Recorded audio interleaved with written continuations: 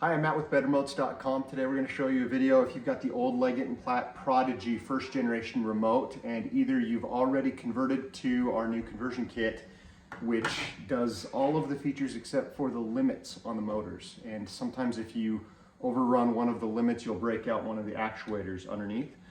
So you can either do the actuator change and the conversion kit at the same time, or what most people do is they'll switch to just the conversion kit because it's a little simpler, and then down the road if their actuator breaks past one of the limits, you can just swap out one of these motors. So today we're just going to show you a quick and easy video of how you would do that.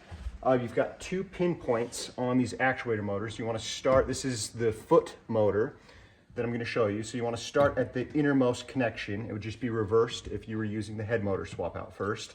There's this little pin on the bottom side. I find the easiest to just kind of like start to pry it loose with either a screwdriver, or you can use a pair of pliers if it's a little bit tighter.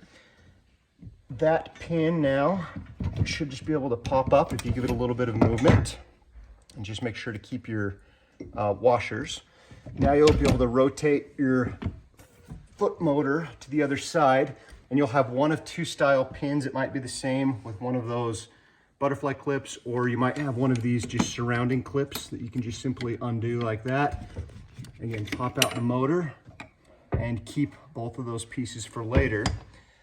We will include one of these type of bolts in most cases, just in the event that your existing one is a little bit too wide of a circumference to fit through the new cable and hole. So again, you could unplug this. In my case, this motor's still good, so I'm just going to leave it hanging for now and put this one in its place. You can see how that works. There's a little groove at the bottom of this bar, and that, if you just position the actuator in the same direction as last time, is exactly where you want to fit in the middle of that opening. Same thing, your casing goes over the top, and then you just enter your pin the same way that you took it out. And just make sure that it's lined up correctly and that it clicks down.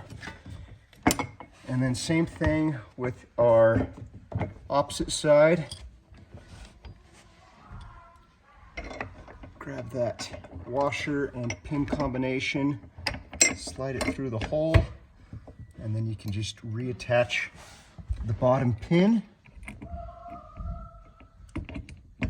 Sometimes you can use a hammer if you need to get it in there, but that I felt clicked in enough. That's all there is to it, and you'll be up and running. Thanks a lot. Let us know if you have any other questions.